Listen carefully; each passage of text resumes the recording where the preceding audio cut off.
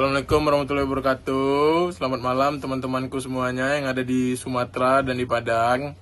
Nah, malam hari ini saya akan membuat video presentasi dari kelompok 10, yaitu pilkada dan pemilihan kepala daerah. Nah, kami beranggotakan saya sendiri, Zaki, Ahmad Teguh, Ulan, Rafli, Nabila, Alif, dan Raihan. Nah, melalui video edukasi ini, kami ingin mengajak masyarakat Indonesia untuk memilih kepala daerah. Bukan hanya sekedar memilih, tetapi untuk menentukan masa depan suatu daerah. Untuk menentukan masa depan dan memajukan daerah tersebut, agar kita tidak salah memilih pemimpin. Nah, contohnya seperti sekarang ini teman-teman, banyak yang belum teredukasi, karena kita ambil contoh dari bencana Sumatera saja. Yang di Aceh itu ada bupati yang lari dari menangani bencana untuk masyarakatnya. Nah, itu saja teman-teman. Selanjutnya akan dilanjutkan oleh kawan saya, yaitu Rafli.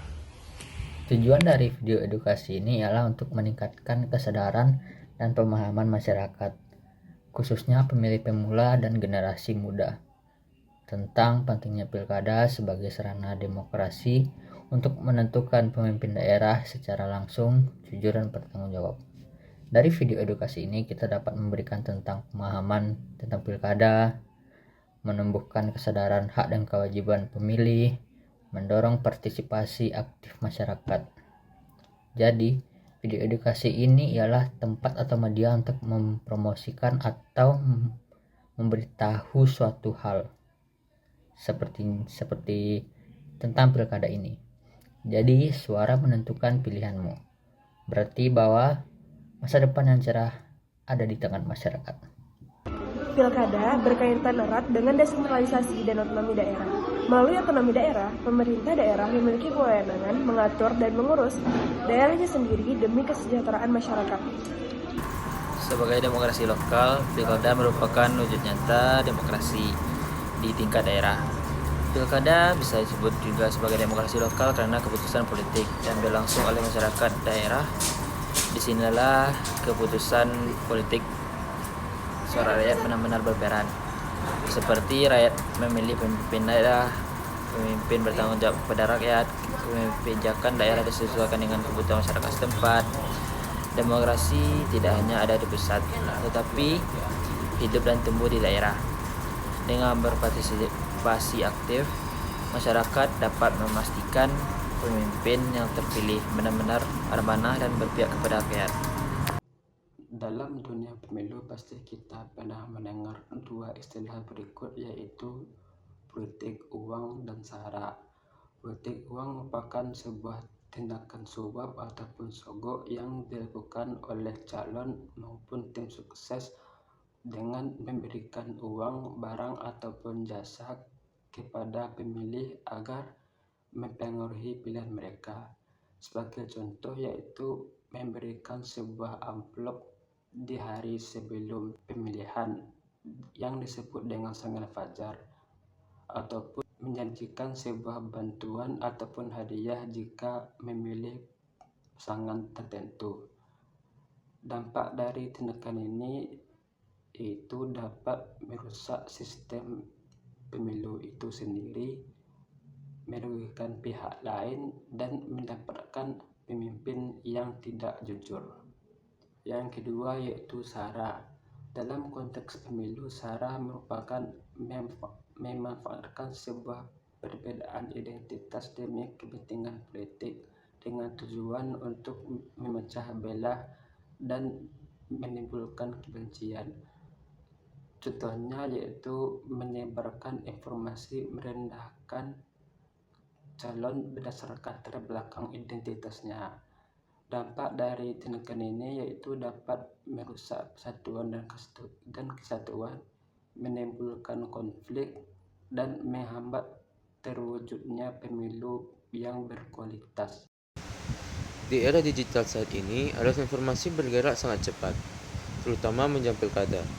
Media sosial menjadi ruang utama penyebaran berita, opini, dan berbagai klaim yang belum tentu benar.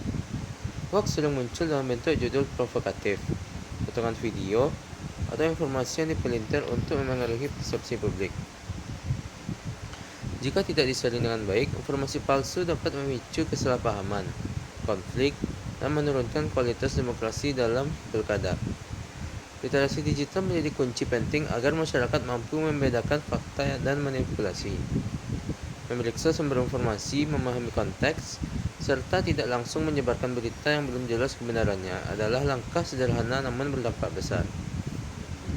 Dengan literasi digital yang baik, masyarakat dapat berpartisipasi dalam pilkada secara lebih cerdas, tenang, dan bertanggung jawab, tanpa mudah terpengaruh oleh hoaks yang beredar di ruang digital.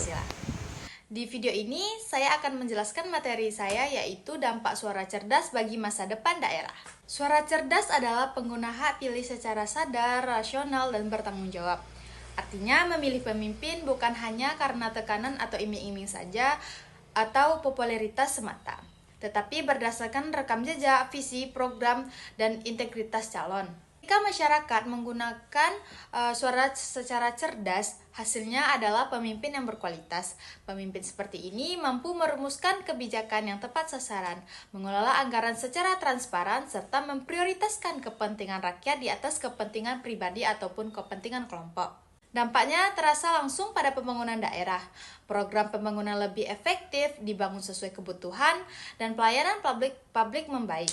Dan peluang kerja semakin terbuka, pemerintahan yang bersih dan profesional juga meningkatkan kepercayaan masyarakat. Oleh karena itu, satu suara bukan sekadar angka. Suara cerdas adalah investasi masa depan untuk daerah yang maju, adil, dan sejahtera. Saya Ahmad Teguh sebagai penutup presentasi dari kelompok 10 akan sedikit menyampaikan kata-kata yang begitu bijak. Kami mengajak seluruh masyarakat untuk menggunakan hak pilih secara bijak. Tolak politik uang, waspadai hoaks, dan pilih pemimpin yang berdasarkan program dan integritas unggul. Karena suaramu menentukan daerahmu. Sekian, terima kasih. Kalau ada salah kata, mohon dimaafkan. Dan kami akhiri presentasi hari ini dengan mengucapkan Assalamualaikum warahmatullahi wabarakatuh. See you.